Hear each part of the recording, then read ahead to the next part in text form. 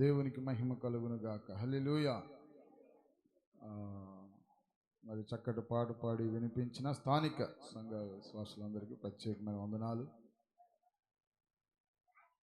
మరి 3 రోజులు కూడా మరి స్థానిక సంఘం ఎంతో పరిచర్య, గూడూరు వడ్లమనాడు సంఘాలు ఎంతో పరిచర్య జరిగిస్తూ వచ్చారు.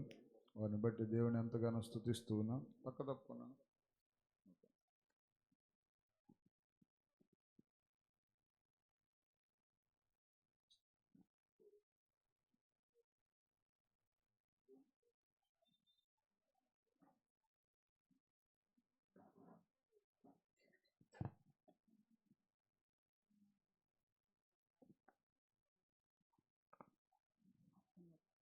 హల్లెలూయా, హల్లెలూయా.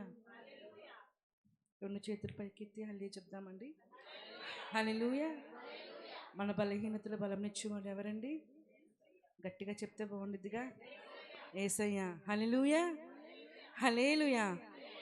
ఎవరికి మహిమ రావాలి? దేవునికే కదా, మనుషులు కాదు కదా, కాదు కదా. మరి అలాంటప్పుడు ఇంకేంటి, మనం ఏమైనా 4 రోజుల నుంచి భోజనం చేయకుండా ఉన్నామా? ఇవన్నీ కూడా పైకిట్లా లేగాలి అంతే. ఎరుకో గొడవలు ఎలా కూలిపోయినాయండి? ఇకైతే నేను ప్రసంగిస్తున్నాను కాదు, ఎరుకో గొడవలు ఎలా కూలిపోయినాయి. కేకలు, వాళ్ళు వేసిన కేకలకే ఆ గోడలన్నీ, ఆ గోడలంట 2 బస్సులు తిరిగేంత గోడలంట అవి. ఏంటండి ఆ గోడలు ఎంత ప్రతిష్టమైనవి తెలుసా? అవి ఒక బస్సు ఇట్లా వెళ్తే ఇంకో బస్సు అట్నుంచి కూడా వచ్చేంత గోడలు. ఆ గోడలు ఒక ఇశ్రాయేలు ప్రజలు చేసే కేకల ద్వారా అవి ఏమైపోయినాయి? కుప్పకూలిపోయినాయి అంతే. మన దేవుడు అంత గొప్ప దేవుడు. హల్లెలూయా. నేను చాలా బలహీనరాలిని. నేను ఎంత బలహీనరాలంటే చెప్పడానికి కూడా నాకు మాటలు చాలవు. ఇది నేను ఎందుకు చెప్తానంటే మిమ్మల్ని బలపరచడానికి. హల్లెలూయా, హల్లెలూయా. నాకు ఇక్కడి నుంచి ఈ కింద నుంచి కింద వరకు అంటే మ్యాక్సిమం నాకు 28 కుట్లు పడ్డాయి.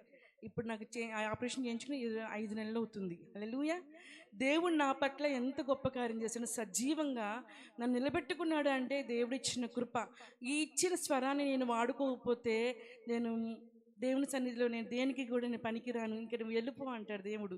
దేవదూతలు ఒకవేళ కన్ను మూసి అక్కడికి వెళ్ళినా నీకు చోటు లేదు, నువ్వు వెళ్ళిపోమ్మా, నీకు సమయం ఇచ్చినప్పుడు నువ్వు దాన్ని సద్వినియోగపరచుకోలేదు, గొంతు బాగోలేదు, నా ఒంట్లో బాగోలేదు, నేను రాలేకపోయిన సాకులు ఎన్నో చెప్తారు, ఎందుకమ్మా అని చెప్పేసి నువ్వు నాకు అవసరం లేదు, నువ్వు వెళ్ళిపో పక్కకి అంటాడు. నాకు ఆయుష్నిచ్చింది ఎవరు? దేవుడు. హల్లెలూయా, హల్లెలూయా. మనకందరికీ వచ్చిన పాటే. నా గొంతుకు అసలు ఏం బాగోలేదు, అయినా సరే ఉజ్జీవంగా పరిశుద్ధ ఆత్మతో దేవుని యొక్క అభిషేకం